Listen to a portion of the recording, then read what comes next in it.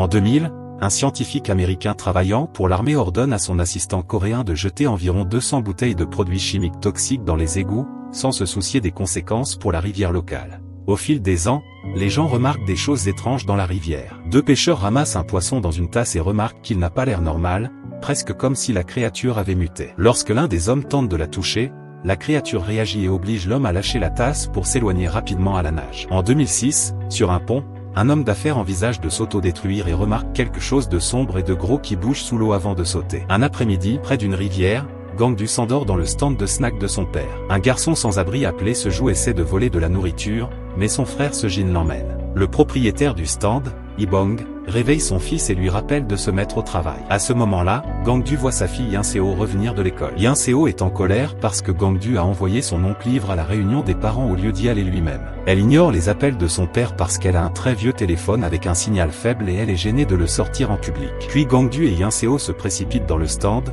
où Gangdu a une boîte cachée avec de l'argent qu'il a économisé pour acheter un nouveau téléphone à sa fille. Ils allument la télévision et apprennent aux informations qu'un cadavre a été retrouvé dans la rivière Han, mais ils changent de chaîne pour regarder la sœur de Gangdu, Namju, participer à un tournoi de tir à l'arc. Ils sont interrompus par Ibong, qui envoie Gangdu dehors, avec des collations gratuites pour certains clients qui se plaignent. Gangdu les trouve en train de regarder une chose étrange suspendue sous le pont. Cette chose commence à bouger et se révèle être un monstre, qui saute dans l'eau. Curieux, Gangdu lance une canette de bière et le monstre l'attrape avec sa tentacule pour la manger en entier. 1h32, la foule excitée commence à jeter toutes sortes de nourriture dans la rivière, mais la créature disparaît. Tout le monde est sur le point de partir lorsque le monstre apparaît soudainement à la surface et commence à poursuivre la foule, les jetant dans tous les sens et les tuant avec ses membres terrifiants. La foule s'enfuit immédiatement, mais cela n'empêche pas le monstre de les piétiner et de les traîner à travers le sol. Certaines personnes courent se cacher dans un conteneur, alors le monstre les suit à l'intérieur et reste coincé. Le touriste Donald et Gangdu se précipitent à l'autre bout du conteneur, ouvrant la porte pour que les quelques survivants puissent s'échapper. Le monstre sort également et continue son carreau meurtrier, alors Donald jette une tuile au sol mais cela ne fait pas de mal à la créature. Donald et Gangdu soulèvent ensuite un lourd panneau et le jettent également, mais cela ne fait aucun dégât non plus. Avec une personne suspendue à ses mâchoires, le monstre saute sur Donald et commence à lui faire du mal pendant que Gangdu s'enfuit. Il trouve le panneau et cette fois, il le jette sur la queue sensible du monstre, le blessant enfin. Cela fait également tomber du sang de monstre sur le visage de Gangdu avant qu'il ne s'enfuit à nouveau. Lorsque Yinseo quitte enfin le stand,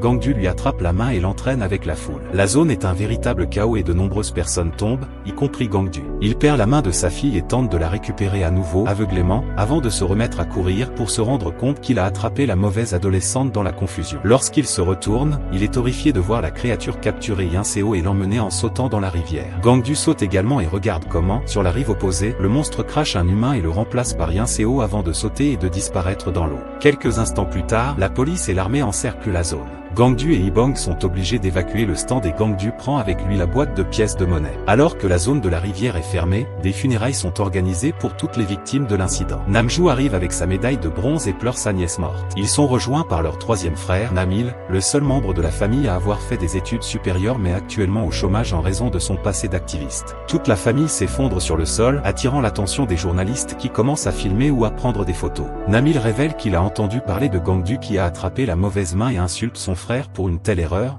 déclenchant une bagarre qui doit être arrêtée par les autorités. À ce moment-là, un groupe d'hommes en combinaison de protection entre alors qu'une mystérieuse fumée commence à remplir la pièce. Un agent dit qu'il y a des bus qui attendent tout le monde et demande si quelqu'un a touché la créature, alors Gangdu mentionne qu'il a du sang sur le visage. L'équipe de protection contre les matières dangereuses le met alors dans un sac spécial et le traîne hors de la zone. Les médias parlent enfin de l'incident. Donald était un sergent de l'armée américaine et il a perdu un bras. Il a donc été envoyé dans un hôpital de l'armée américaine. Les médecins militaires ont découvert que les parties du corps qui sont entrées en contact avec la créature avaient une réaction étrange et ont imputé cela à un virus inconnu. L'armée a envoyé un échantillon au Centre de contrôle des maladies, CDC, qui a confirmé que la créature de la rivière était l'hôte du virus. Désormais, les forces spéciales formées à la guerre biologique sont les seules autorisées à s'approcher de la rivière. Des unités de fumigation travaillent au nettoyage de la zone de la rivière avec la fumée. Toutes les personnes présentes lors de l'incident et des funérailles ont été envoyées à l'hôpital pour être mises en quarantaine et testées. Le soir, Gangdu se gratte le dos quand soudain son téléphone sonne. Gangdu est choqué d'entendre la voix de Yinseo qui demande de l'aide. Elle dit qu'elle est dans les égouts, mais avant qu'elle ne puisse en dire plus, la communication est coupée. Au bord de la rivière, deux agents de fumigation arrêtent leur camion lorsqu'ils voient quelque chose. Soudain, le monstre sort et renverse un agent avant d'atterrir sur le dessus du camion. Quelques minutes plus tard, la créature abandonne les gars dans un égout, où il garde un tas de corps à manger plus tard. Une fois le monstre parti, Yin-Seo sort de sa cachette par un trou dans le mur et essaie de réveiller l'agent, mais l'homme est mort. Elle fouille également ses poches à la recherche d'un téléphone, mais il ne fonctionne pas. À l'hôpital, la famille de Gangdu essaie de dire à un policier que Yin-Seo est en vie, mais il ne les croit pas et dit que Gangdu a rêvé de l'appel. Essayant de prouver son point de vue, Gangdu utilise son téléphone pour montrer comment il a vu la créature vomir un corps, ce qui signifie que sa fille pourrait encore être en vie. Le policier pense toujours qu'il a eu des hallucinations et s'en va après que Ibong ait essayé de le soudoyer. Quelques instants plus tard, la famille sort furtivement de l'hôpital et se mêle aux autres patients dans le couloir. Une infirmière reconnaît les cheveux teints de Gangdu et l'interpelle, alors la famille se met à courir et pousse les gens hors de leur chemin. Dans l'ascenseur, ils se rhabillent et Ibong confirme leur trajet au téléphone. Ils arrivent au parking et un mystérieux chauffeur les récupère dans une camionnette. Namju n'est pas assez rapide et il la laisse presque derrière eux, mais le chauffeur fait demi-tour pour la retrouver tout en évitant les gens qui les poursuivent. Le policier essaie également de sauter à bord, alors Gangdu le repousse. Finalement, le groupe atteint un entrepôt à l'extérieur de la ville où il est révélé que Ibong a engagé des criminels pour les faire sortir de l'hôpital et leur procurer quelques objets qui peuvent les aider à retrouver Yin-Seo. La facture finale s'avère bien plus élevée que prévu et les criminels n'acceptent pas les bijoux de Ibong.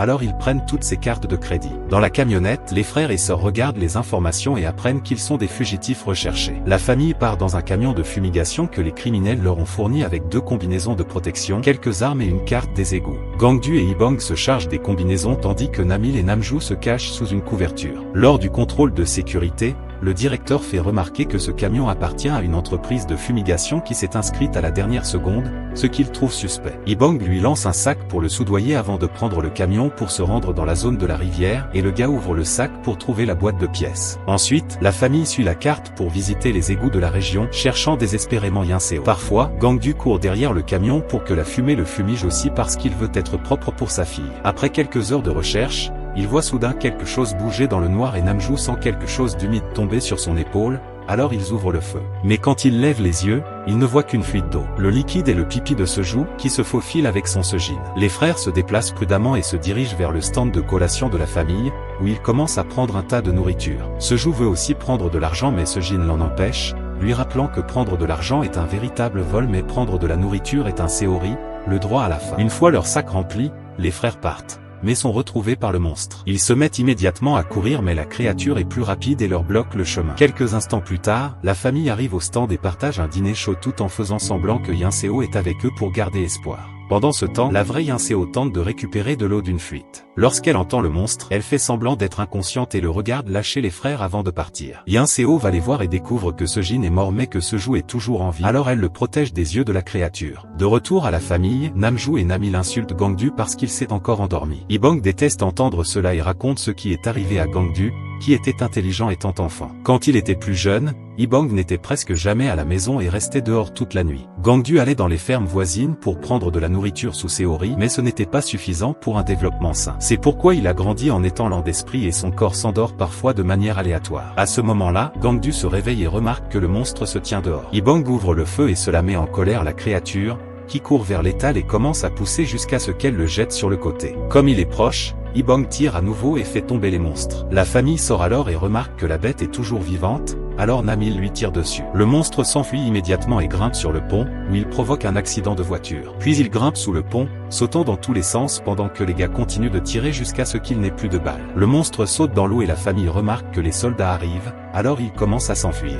Gangdu dit qu'il lui reste une balle, alors Ibong prend son arme et dit à ses enfants de courir vers le camion pendant qu'il s'occupe du monstre. Dès que la bête sort, Ibong essaie de tirer mais découvre que Gangdu a mal compté et qu'il ne reste plus de balles. Le monstre le renverse rapidement, puis l'attrape avec sa tentacule et l'écrase au sol, tuant instantanément Ibong. Les frères et sœurs pleurent la mort de leur père, mais leur deuil est interrompu par les autorités. Alors que Namil emmène Namju, Gangdu décide de se rendre par culpabilité. Quelque temps plus tard, les médias annoncent que Donald est mort du virus. Le CDC décide d'utiliser l'agent jaune, un système chimique développé par les États-Unis pour lutter contre les épidémies virales et la terreur biologique. La propagation de ces produits chimiques toxiques est considérée comme dangereuse par de nombreux citoyens qui sont prêts à protester contre cette pratique. Les médias affirment également que le virus présente des symptômes similaires à ceux d'un rhume, c'est pourquoi les gens dans la rue s'éloignent de toute personne qui éternue ou tousse. Pendant ce temps, Namil rencontre Fat Guevara, un ami de l'époque où il était militant. Guevara fait entrer Namil dans son bureau après les heures de bureau parce qu'il travaille pour une compagnie de téléphone et peut suivre l'appel de Yin-Seo. Il le trouve rapidement sur l'ordinateur mais pour accéder au GPS, ils ont besoin d'un mot de passe.